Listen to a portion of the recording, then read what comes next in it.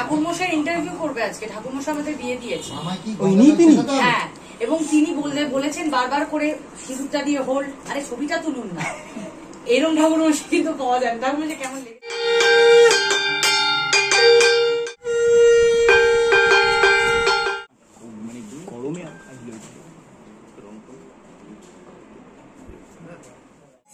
দেখি রং মাখানোটাও একটা আর্ট। একদমই। হ্যাঁ, আবিরের রং লাল। হ্যাঁ, এ তো সবুজে পেয়েছে একে।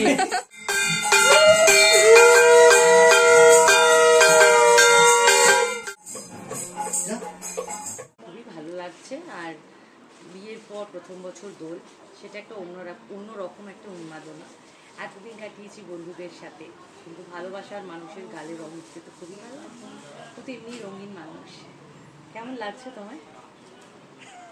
না, ভালোই লাগছে। আর সত্যি আমরা বিয়ের পরে প্রথম দোল দুজনে একসঙ্গে কাটালাম। অন্য সময় ফোনে হয়তো কথা হয়েছে, হোয়াটসঅ্যাপ হয়েছে, ভিডিও কল হয়েছে, একবার দেখা হয়েছিল। একবার আমাদের দেখা না, একবার না, অ্যাকচুয়ালি মানে আমাদের দেখা হওয়ার যে মাধ্যমটা আর কি, যে একজন কমন ফ্রেন্ডের মাধ্যমে উনি একটা সময় পর্যন্ত প্রচন্ড বড় করে একটা মানে হোলি উৎসব আর কি পালন করতেন, হোলি সেলিব্রেট করতেন। তো আমাদের দুজনেরই কমন ফ্রেন্ড, ওই সূত্রেই আমার আলাপ হয়েছিল। তো সেখানে গিয়ে আমরা পার্টি আনন্দ করতাম, সেটা অন্যরকম উদযাপন। সেটা সমস্ত কিছু ইন্ডাস্ট্রির বন্ধু বান্ধবরা থাকতো, বাইরের বন্ধু বান্ধবরা থাকতো, কোথাও আমার আবার ওর প্রতি আরো ভালো লাগাটা বাড়তো সেরকম দেখে। তো ওইখানে আমরা হ্যাঁ, আমি অনেক বলিনি প্রকাশ্যে, বলার মানে সাহসটা পাইনি আর কি, যে একতরফা বলে না, বলে ফেলা। তো সেইটা খুব মজা হতো। আমরা সারাদিন পার্টি করতাম, আনন্দ করতাম, গান বাজনা হতো, খাওয়া দাওয়া হতো, এইসব হতো। কিন্তু এখন আবার পুরোটা অন্য রকম হয়ে যাচ্ছে। এখন তো আমাদের প্রথম আর কি সন্তান বলতে গেলে, তোমরা তখন দেখতেও পাবে তোমাদের। একদিক দিয়ে বলতে গেলে আমরা তো সবাই, আমি মনে করি আমরা তো ঈশ্বরের সন্তান, কিন্তু গোপাল আমাদের ঘরে আমাদের সন্তানের মতো পারি। আমরা যা খাবো, তাই যে দেখো চকলেট দিয়েছি আজকে, ক্যাডবেরি ও তো এসেই দেয়। আমি যেমন চান করাই ইত্যাদি, এই মানে সব মানে আমাদের ঘরে মানে ছোট্ট দুজন গোপাল, জোড়া গোপাল, আমাদের দুজন গোপাল আছে। জোড়া গোপাল ওর মা একটি এনেছিলেন, তারপরে আমি একটা স্বপ্ন পেয়েছিলাম বড় গোপালটা, তো তাকে নিয়ে আসা হয়েছে। এখন সেবা শুশ্রূষাতেই আছে। ঠাকুরমশাই এসে পুজো করে। এইটা নিয়ে আমার সাথে ঝগড়া হচ্ছিল একটু আগে, তোমরা তখনও ঢোকোনি কেন, এত বড় বড় পা ফেললো, একটা জায়গায় লেগে গেল। এটা একটু যদি এই নিষ্ঠাটা হয়, কি বলবে? না, আমি তো ইচ্ছে করে করি না, আমার আসলে কি করে টুকটাক করে লেগে যায় না আমিও বুঝতে পারি না, এটা আমার অসাবধানতা, কিন্তু আমি বুঝতে পারি না মানে কি করে হাসতে হাসতে লেগে লাগলো। সরি আবার কোনো সময় আচ্ছকে আমায় দেখে নেবে আমি আছি, তাহলে মানে চিৎকারটা জোরে গাক গাক করে আসবে, নইলে তো ম্যানেজেবল হয়ে গেল। পরিবর্তন আমি কিছু দেখিনি, তবে ও আগে থেকে খুব রেসপন্সিবল, ও খুব মানে দায়িত্ব নেয়। এখন বলতে তো দ্বিধানি, ও দায়িত্বটা নেয়, কি যে দায়িত্বটা নেয় এটা কিন্তু ওর গুণ, আবার এটা মাঝে মাঝে বদগুণও হয়ে যায়, যে প্রচণ্ড জেদি হয়ে যায় তখন, মানে যতক্ষণ না সেই দায়িত্বটা পালন হচ্ছে ও কিন্তু নরমচরণী। এবং আমার মানে ফ্যামিলিতে ও এখন অনেক পুরো দায়িত্বটাই নেয়, ওই 80 না 90% নেয়, আমি 10% এদিক ছুটপুট করি, কিন্তু সত্যিই দায়িত্ব নিয়ে ও কাজটা করে। পরিবর্তন একটাই হয়েছে, সিঁদুরের রং কোনো সময় কি হয় আমার মনে হয় এটা মহিলাকে না পূর্ণ নারী করে তোলে। হ্যাঁ, অদ্ভুত ব্যাপার, চেনা মানুষটাকে না টক করে কেউ একটা অন্য হয়ে যায়। তা বলে আমি বলছি না যে অন্য বৌদি হয়ে যায়, কিন্তু একটা অদ্ভুত নারীর মধ্যে না একটা অদ্ভুত চেঞ্জ আসে, সেই চেঞ্জটা আমি খুব এখন ফিল করছি। সৌন্দর্যটা পাচ্ছ তো, এইটা ফিকে যেন না হয়ে যায়, রঙের উৎসব বাবা দারুণ লাগছে। রাধাকৃষ্ণের প্রেম আমাদের প্রেম তো না বললে নয়। তার মানে একটা কথা কেটে বলি, আমাকে খুব কম দিন হয়েছে, হয়তো 12 বছরে, তার মধ্যে লাস্ট 1 বছরের কথাই বলবো, যখন থেকে প্রেমটা জন্মালো দু তরফে। আমার তো ওর প্রতি প্রথম দিন থেকেই ভালো লাগা ছিল। খুব কম দিন আমার আই লাভ ইউ বলেছে, গুনে গুনে হয়তো 2 থেকে 3 বার। সিনেমাতে বলেছে, বাকি বন্ধু বান্ধবরা বলেছে, সেটাতে হয়তো হাসি একটু বলেছে আর কি, এগুলো হয়েছে, কিন্তু আমাকে বলেনি, কখনোই বলেনি। এবং আমার হচ্ছে ব্যাপারটা হচ্ছে, তুমি যদি আমাকে না বলো আমিও তোমায় যেতে বলবো না, কেন বলবো? আমি একটা কথা বলি, সেটা হলো জীবন আমায় নানান রকম সারপ্রাইজ দিয়েছে। জীবন আমায় নানান রকম সারপ্রাইজ দিয়েছে, এমন সারপ্রাইজ, এমন মানে সেই গুটির গান শোনার মতো হয়েছে আমার। এইসব ही होता है, এরকম হয়েছে। ये भी हो सकता है, এরকম হয়েছে। ও কোনোদিন সারপ্রাইজ দেয়নি, মানে অনেক সারপ্রাইজ দিই, সে অর্থে আমাকে ধাক্কা সারপ্রাইজ দেয়নি। তা আমার এইটুকু সারপ্রাইজ দেওয়াটা বোধ হয় যে হক বানতা है, যে সব সময় আমার সঙ্গে ছিল, তাকে এইটুকু সারপ্রাইজ দেয়। আমাকে ওভাবে কাট করতা নিরস নিকট না, মানে আমি খুব না নিরস আমি বলবো না, ভীষণই ওর মধ্যে একটা প্রেমের ব্যাপার তো আছে। দেখো, মানুষ যখন প্রেমে পড়ে, আমার ক্ষেত্রে এটা নিয়ে অনেক কথা হতেই পারে, লোক আমাকে প্রশ্নও করেছে অনেকবার যে তুমি এত কম বয়সী দেখতে, হঠাৎ কাঞ্চন কেন? কাঞ্চন অভিনয় করতে করতে, কমেডি চরিত্র পাঠ করতে করতে ওকে লোকে কমেডিয়ান হিসেবেই লোকে ভাবে। ও লোক সাধারণ দর্শক মনে করে যে হয়তো কাঞ্চন বাড়িতেও সবসময় হাসাচ্ছে। যে পাঠগুলো ক্যামেরার সামনে করে, আমার ক্ষেত্রেও হয়, আমি যে দুষ্টুমির পাঠ করি, লোকে কিন্তু বাস্তব জীবনে আমাকে ভিলেন বানিয়ে ফেলে। কিন্তু আমি একটা মানুষের বলবো, মানুষ যখন প্রেমে পড়ে, এই কথাটা আমি বলছি কারণ আজকে তো মানে একটা প্রেমেরই উৎসব বলতে পারো, মানুষটা ব্যক্তিত্বের প্রেমে পড়ে। ব্যক্তিত্ব মানে সেটা এখনকার জেনারেশনের কাছে আমি জানি না কি, আমিও এই জেনারেশনে সিক্স প্যাক হবে, স্পাইক করা চুল হবে, খুব সুপুরুষ দেখতে হবে। আমার মনে হয় ব্যক্তিত্ব হচ্ছে কোথাও যে তোমাকে ভালোবেসে আগলে রাখবে, তোমার চোখটা তার চোখের দিকে তাকিয়ে কথা বলবে, এইটা আমাকে খুব অ্যাট্রাক্ট করেছিল। আমার মনে হয়েছিল যে কিছু কিছু মানুষ মানে যার সাথে 2 ঘন্টা বসে কথা বলা যায়, মানে হোয়াটসঅ্যাপ ফেসবুকে যে একটি ছবি তোলার থেকে দেখবে খুব রেয়ার হয়তো ছবি পোস্ট করেছি, কয়েকটা অনুষ্ঠানের ছবি পোস্ট করেছি, কিন্তু ঘন্টার পর ঘন্টা যে সময়টা কাটানো যায় একটা চায়ের কাপ নিয়ে, সেটা আমার মধ্যে খুব অ্যাট্রাক্ট করেছিল।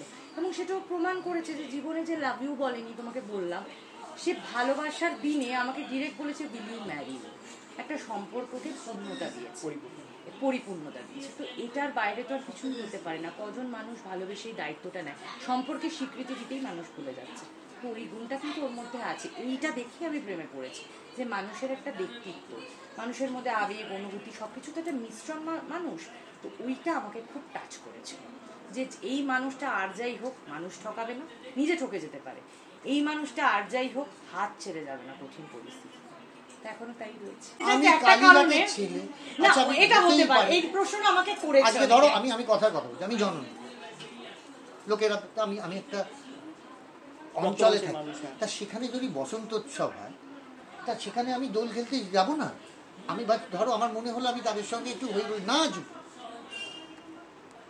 আপনার হচ্ছে আমি কি পরিপ্রেক্ষিতে নাচছি, কি নাচছি হ্যাঁ, আমি যদি কোনো উৎসবে নাচি আমি নাচতেই পারি। কেন নাচছে? বিয়ে করে খুব আনন্দ পেয়েছে।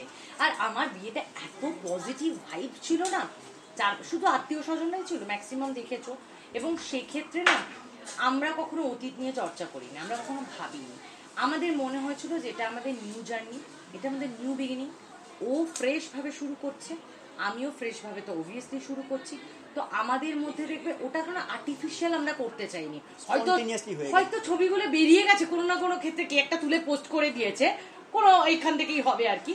কিন্তু আমরা খুব আনন্দ, বাসর ঘরের আনন্দ ভাবতে পারবে না। লোকে তো বাসর জাগে মানে অন্যভাবে অন্যরকম হয়, আমাদের বাসর ঘরেরটাও একটা এমন জমজমাট, রাত্রিবেলা চিৎকার চেঁচামেচি, ওই আর চোখ তাকানো যাচ্ছে তার আগের দিন থেকে জাগা। তো সব মিলিয়ে আমাদের খুব পজিটিভিটির মধ্যে দিয়ে কেটেছে। আর মনে হয় ওটা খুব স্বতঃস্ফূর্তভাবে হয়েছে, এটা না কোনো মেকানিক্যাল খুব মেকি বিষয়টা ক্রিয়েট করা হয়েছে এরকম কিন্তু ঘটেনি। আর ও কিন্তু আমার বলেছে যে আমি এর আগেও তো বিবাহ করেছি, বিবাহ বন্ধনে আবদ্ধ হয়েছে, কিন্তু এই বিয়েটা আমার একবারের জন্য ফিল হয়নি যে কোথাও আমি দ্বিতীয়বার বিয়ে করতে বসছি বা কোনো ভাবনা চিন্তা থেকেও বসিনি, মানে অদ্ভুত একটা আনন্দ পেয়েছি। তাই জন্য খানিকটা ক্রেডিট আমাকে দেবে। কি দেবে তো মিস্টার মল্লিক? দেবে তো? হ্যাঁ নিশ্চয়ই, 100%।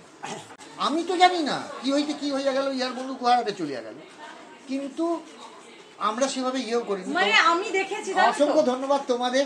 হ্যাঁ, এবং যারা আমাদের প্রচারের আলোতে এইভাবে নিয়ে এসছো, যারা মানে আমার জন্য, আমি সত্যি ভাবিনি আপনাদের কি বলবো মানে প্রশংসায় নিন্দায় আমি এতটা পপুলার হয়ে যাব। আমি কমেন্ট সেকশন পড়ি না, কিন্তু দেখুন কি সাংঘাতিকভাবে আপনারা ফলো করেন। অত কিছু পৃথিবীতে থাকতেও আপনারা এদিকে কিন্তু আমার গালাগাল করছে, কিন্তু খুঁটে বৃষ্টি দিয়ে আমাকেই দেখছে। দেখা ছেড়ে দাও। আর কত ভিডিও, কত অ্যাস্টান, কত ফ্ল্যাশ, কত আমার ছবির কাটিং তুলে এনে আপনারা তো কি ট্যালেন্ট আপনাদের! কি আমার না, talent! আমরা যদি বিয়ে না করতাম চোখে এদের জল ট্যালেন্ট আসে বহিঃপ্রকাশ হতো না। একদম।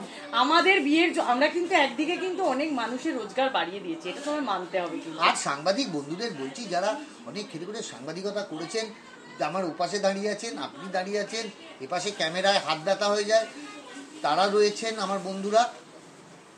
আসলে কি জানেন, এই সাংবাদিকতা করতে গেলে একটু অভিজ্ঞতা লাগে। ওটা ওর বাড়ি, এই দেখুন এইখানে নেমেছি, ডান দিকের গলি দিয়ে ঢুকলে ওর বাড়ি, এটা সাংবাদিকতা। এখন সবাই এত হাতে সবার চ্যানেল হয়ে গেছে, তো তাই জন্য বলে আমরা একটু ডিচ্যানেলাইজড হয়ে গেছি। ওনাদের না একটা মানে অনেকটা অভিজ্ঞতার মধ্যে দিয়ে যেতে হয়। কোনদিন আমার বাড়ির দরজা খুলে বলে এইটা আমার বেডরুম, দেখুন উনি এখানে শোন, না, মানে এইটা ওনার হাত পা। কি বলতো, ইজ ইট ট্রু? না, না, মানে যে করছেন, আমি যদি তার বাড়ির সামনে যাই সেটা কি ঠিক? না, বাড়ির সামনে যাওয়াটা নিয়েও কোনো আপত্তি আমার তো নেই, প্রথম কথা। কারণ আমার এই বাড়িতে যখন আমাদের পরকীয়ার তকমাটা ছিল, তখন আমি তোমাদেরকে ইনভাইট করতাম যে এসো, যতজনের সাথে আমার আলাপ পরিচয় আছে, সবাইকে তো করা যায় না।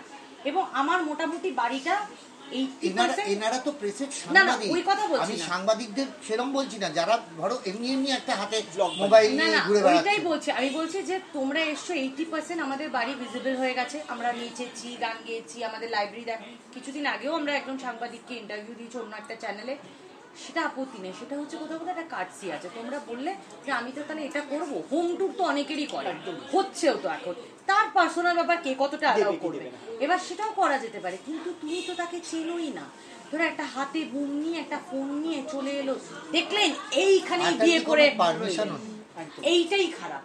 কোনো পারমিশন বিয়ে কোন পরিস্থিতিতে আছে তুমি সেটাকে তুমি জানো না, এবং তুমি আনতাবলি একটা বলে দিচ্ছ যে এই বাড়ির অ্যাড্রেস বলে, একটা বাড়ির সামনে নেম প্লেটের ওখানে গেলে, তো সেইটা তো কোথাও মনে হয় পার্সোনাল জিনিস কিছু পার্সোনাল রাখা উচিত। শোনো, একটা কথা আমি বলি ফার্স্ট, সেটা হচ্ছে কিছু কিছু জিনিস দেখবে যখন তুমি মুখে বলো, এবং তার বহিঃপ্রকাশটা অন্যরকম হয়, স্পষ্ট বোঝাতে পারো। যখন কিছু আমি তোমাকে লিখে দিই, এটা বোঝা যায় না, বোঝানো যায় না। কারণ আমি যদি তোমাকে বলি আমি তোমাকে ভালোবাসি, বিভিন্ন রকমের বলা যায়, একদমই সেটা লিখে দিলে তার বহিঃপ্রকাশ নেই। হয়তো ইনস্ট্রাকশনটা আমাদের ছিল, একটু আগে তোমাকে যেটা বললাম, যে অনেক রয়ে গেছে, কি বলো তো, অনেকেই না নিজেদেরকে প্রেস বলে দাবি করে, এবং ধরো আমার অপারগতা, আমার ব্যর্থতা, আমি তাদের চিনি, সত্যি কথা। আর তাদের চ্যানেল খুলে আমরা দেখিও না, তাদের মানে ধান্দাই হচ্ছে, তোমাদের ধান্দা হচ্ছে শুভ অনুষ্ঠান তুলে ধরা, দুঃখের সংবাদ তুলে ধরা, মানুষের সাথে উদ্দেশ্য। হ্যাঁ, তোমাদের মানে উদ্দেশ্যটা। আর ওদের হচ্ছে যারা এই ধরনের, তাদের হচ্ছে সারাক্ষণটাই হচ্ছে মিম নেব, ট্রোল করব, বিভিন্ন রকমের বাজে বাজে জিনিস করব, তোমার থেকে কিছু নিউজ তুলে দিলাম। তাদের সেইটুকু সৎ সাহস নেই যে আমার যদি বুকের পাটা থাকে আমি পাঠামোটা করব না, আমি নিজে দাঁড়িয়ে আমি ইন্টারভিউ নেব, সামনে এসে বলব।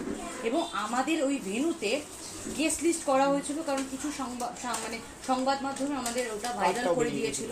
এবং দেখো একটা লিস্ট, এবং আজ তোমাকে তোমার চ্যানেলকে কেউ পছন্দ করে, আবার কেউ নাও করে, সেরকম আমাদেরকেও কেউ পছন্দ করে, কেউ নাও করতে পারে। এবং অনেকেই ফোন করে চলতি একে এটাকে, আমি যাব, এখানে তো হচ্ছে, কখন হচ্ছে, কি মেনু হচ্ছে, এসব বলে। সেটা বড় কথা না, বড় কথা হচ্ছে তাদের চিনি না। এবং আমার অনুষ্ঠানটা দেখবে সবটাই কিন্তু পারিবারিক ওরিয়েন্টেড হয়েছে। আজকেও দেখো যে অনুষ্ঠানটা হয়েছে পুরোটাই পারিবারিক হয়েছে, তো কাউকে আঘাত করা আমাদের মূল উদ্দেশ্য ছিল না। প্রবলেমটা যেটা হয়ে গেছিলো, আমাদের একটা ছিল যে ভুয়ো পরিচয় দিয়ে এই মানুষগুলো ঢোকা খুব সহজ। কারণ কেউ বলবে আমি অমুক দাদার সাথে এসেছি, তোমার পরিচয় নেই, আমি ওনার পাইলট, ও যখন ওর কাজে যায়, এরকম অনেক সময় হয়েছে, আমাকেই বলে দিস, তখন আমাকে ধরো চিনতো না, কাঞ্চন আমায় ডেকেছে, আমি বলি না, আমি তো ডাকি, ও সরি। ভুয়ো পরিচয়টা এড়ানোর জন্য আমাদের একটা ইনস্ট্রাকশন ছিল যে এদেরকে নিচে হোল্ড করতে বলবে, ওয়াকি টকি ছিল, ওখানে বলবে, তারপর অ্যালাউ করবে। কারণ যারা রিনাও, তোমরা গিয়ে আমাকে ফোন করবে যে আমি এসছি, স্বাভাবিক। আর তোমাদের যখন ইনস্ট্রাকশন দিয়েছে তোমরা কেন নেবে, তোমরা তো বলেইছিলে যে ঠিক আছে ছবি টবি পাঠিয়ে দিও, হয়েছে। আমি সেই মতো কিন্তু শেয়ারও করেছি নিশ্চয়ই, কারণ তোমরা আমার বিয়েটাকে এত হাইপে তুলেছো, এটা একটা আমাদের আনন্দের ব্যাপার। দেখো, বিয়ে তো মানুষের জীবনে একবারই থাকবে, আমার ক্ষেত্রে আমি বলতে পারি একবারই আমি প্রথমবার ধুমধাম করে করেছি, এগুলো কিন্তু স্মৃতি। আজকে থেকে 20 বছর পর আমার ছেলে মেয়ে যদি হয়, যদি গুগলে সার্চ করে শ্রীময়ী চট্টরাজ, কাঞ্চন মল্লিক বিয়ে, এটাই থেকে যাবে, কারণ তোমরাই দিয়েছো। কিন্তু অ্যালবাম খারাপ হয়ে যেতে পারে, ছবি, এটা তোমাদের কাছে তো আমার কাছে কারো আঘাত দেবার উদ্দেশ্য ছিল না। এবার কি এবার হইতে কি হইয়া গেল, হ্যাঁ, ওটা যে ওরা এটা যে লিখিত হয়েছে লিখে ফেলেছে, এবং আমরা এটা notice সত্যি করিনি। আমরা নোটিস করি এবং সত্যি বলছি এই অনিচ্ছাকৃত অনভিপ্রেত ভুলের জন্য আমি শুধু ড্রাইভার শুধু পাইলট, আমি ড্রাইভার কোনোদিন বলতেই পারি না, আমি ড্রাইভার বলি না। আর আমার সঙ্গে যারা সহকর্মীরা রয়েছেন, আমার নাট্যকর্মী যারা রয়েছেন, আমি যেখানে যেখানে থিয়েটার করেছি তারা জানেন আমি ডিসক্রিমিনেশন আমার রক্তে নেই। আমার যারা সহ অভিনেতারাও রয়েছেন তারা জানেন ডিসক্রিমিনেশন আমার রক্তে নেই। এবং সত্যি কথা যে এই অনিচ্ছাকৃত অনভিপ্রেত ভুলের জন্য আমি সবার কাছে ক্ষমা প্রার্থী, শুধু বাউন্সার প্রেসের বন্ধুরা বা পাইলটস নয়, সমস্ত মানুষের কাছে আমি ক্ষমা প্রার্থী। কোনো মানুষই নির্ভুল না, ভুল সবারই হয়তো হয়, কিন্তু আমি একটাই কথা বলবো যে এটা মানে ওই অনভিপ্রেত ভুলই বলবো, এর থেকে আমার বেশি কিছু বলার আর অনেক সময় অনেক ভুল হয়ে যায়, দেখবে ভুল সংশোধন করার অনুশোচনা, সুযোগ থাকে না, তখন অনুশোচনা ছাড়া কিছু নেই। তোমরা যারা যারা আজকে এসছো, আমি নিজে ফোন কিন্তু করেছি যেদিন এই তোমাদের। ঘটনা ঘটে রাত্রিবেলা সকালবেলা যখন আমার কাছে প্রত্যেকটা প্রেসের হোয়াটসঅ্যাপ আসে, আমি প্রত্যেকটা প্রেসকে কিন্তু ফাইনাল মানে পার্সোনালি ফোন করে ক্ষমা চেয়েছি, বলেছি। কেননা হতেই পারে, তোমার ভুল হতে পারে, আমার ভুল হতে পারে, কিন্তু এটা আমার অনভিপ্রেত ভুল। এবং আমিও তাই করেছি। অনভিপ্রেত বলছি, কিন্তু মানে আমি সত্যি বিশ্বাস করো, আমি তোমাদের যারা প্রেসের বন্ধুরা রয়েছেন জিজ্ঞেস করো, আমি কোনোদিন এটা আমি ভাবতেই পারি না, এটা আমি পারবো না, মানে সম্ভব নয়। মানে এবং সেদিনও যেদিনকে এইটা হয়েছে সেদিন আমার ওখানে নিজস্ব পার্সোনাল সমস্ত সিকিউরিটি ছিলেন 10-12 জন, আমার নিজের পিএসও ছিলেন, আমার নিজের পাইলট আরও 4 জন পাইলট, আমার কেয়ার গিভার্স ছিল, সবাই মিলে একসঙ্গে শেষে বসে আমরা ডিনার করেছি। হ্যাঁ, আমরা প্রায় রাত্রি 12:30 পৌনে একটা সবাইকে ডেকে একসঙ্গে ডিনার করেছি।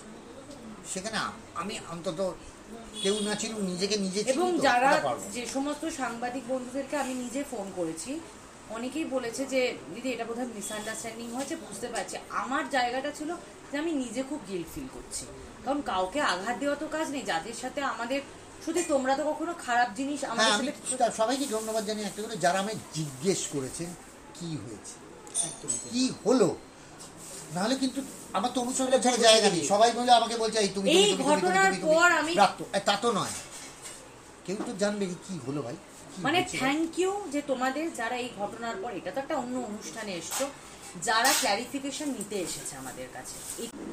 একটা জিনিস আমাদের মধ্যে খুব পরিষ্কার, আমরা দুজনের খুব বড় সমালোচক। আমার খারাপ লাগে ও বলে দেয়, ভালো লাগে না। কিন্তু এই কথা কিন্তু বলো না।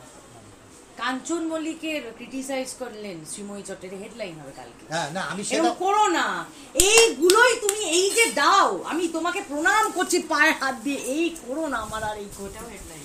আমার বক্তব্য হচ্ছে আমরা কাজ করতে চাই যদি প্রোডিউসার ডিরেক্টররা আমাদের নিতে চায়, আর যদি কাঞ্চন মল্লিক কোনোদিন প্রডিউস করে সেই সিরিয়াল বা সেই সিনেমায় জীবনে কাজ করবে। আবার একটা এত হেডলাইন, তারা দেবে আবার আমাকে, একটা headline। আমায় এত, এই যে তোমাকে বলছে 2 মিনিট, এটা আমার সাথে সারাক্ষণটা চলে। আজকে প্রচুর হেডলাইন দিয়েছে, আপনারা লুটে ফুটে আচ্ছা, দোলযাত্রা সবার শুভ কাটুক, ভালো কাটুক।